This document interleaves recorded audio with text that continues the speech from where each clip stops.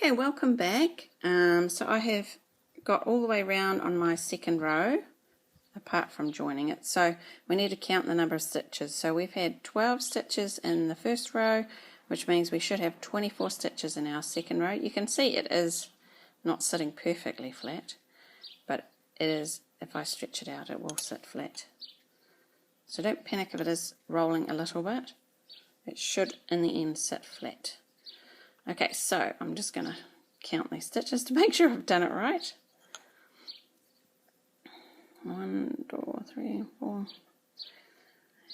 19, 11, 12, 13, 14, 15, 16, 17, 18, 19, 20, 22, 23, 24. Great. So I have 24 stitches in row 2. So now again you're going to find the third chain stitch to work into to do your slip stitch to join it. So there we go. Best to go into 2 loops if you can of the chain. Yarn over, pull that through and pull it through. That's our slip stitch. And that's joined our work now. There we go. So that's 2 rows. Now if you're just making makeup remover squares, I haven't got my ruler with me, but that is maybe 2 inches wide, so 5 centimeters diameter.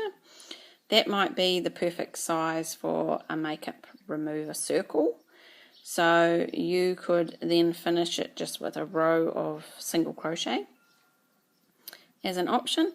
I'm going to do one more row just as an example of a circle, and it just helps us when we're working learning to do our peggy or granny squares, which is next.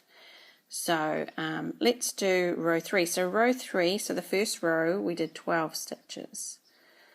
Then in our second row we did 24, so we did 2 stitches in every 1 stitch in row 1. So for row 3 we're going to do 2 stitches in the first stitch and 1 stitch in the second, 2 stitches in the third stitch and 1 in the fourth, all the way round. So we should have, by calculations if I'm right, is 36 stitches in the third row. So we do it exactly the same. So go up 3 chain to get the height of our stitch. 1, 2 and 3. Just move my yarn across. So that's our first stitch because it's our chain. Again, this one is the easiest one. If we choose this to have 2 stitches in it, you can see that gap there.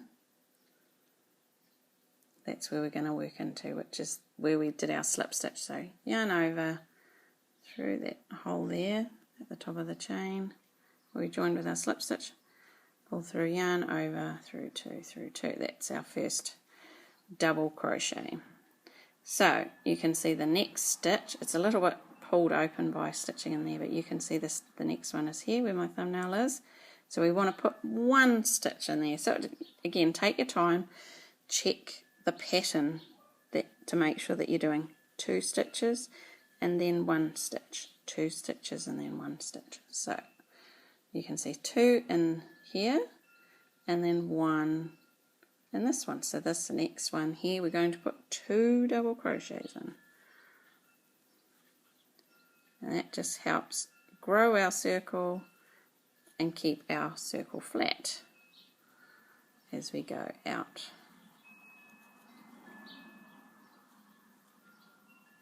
Alright, so that one's had, you can see 2. Let's just change my hand position so you can see. Those 2 stitches there have gone into this 1 stitch here underneath. So the next one will be 1, etc. all the way around. So again, I'm going to stop this video and I will continue crocheting and I'll meet you in the next one. So in the end you should be alternating 2 stitches into 1 stitch, 1 stitch into 1 stitch, 2 stitches into 1 stitch, and then 1 into 1.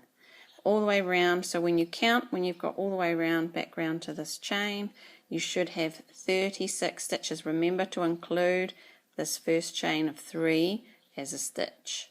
Okay, so that counts as 1. I've done 1, 2, 3, 4, 5, 6. You can count it also looking along the top here.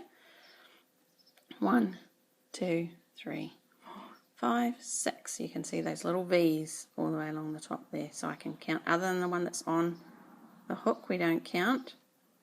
And make sure you're counting the top of the 3 chain. 1, 2, 3, 4, 5, 6 stitches. Okay, so I'll meet you in the next video and we'll finish this circle. And that's really all we need to do for this project. So if you've got you're looking at makeup circles, I will give you some extra. This is how you would start a flower, for instance. If you're doing a flower, then you'd add some different petal detail on the next round. So, and this, forming a circle and working in the round, where we're going all the way around like this, and we're not turning our work over, that's what we need for when we're doing our piggy squares. So I'll see you in the next video where I've completed this 3rd row and we can finish up this circle.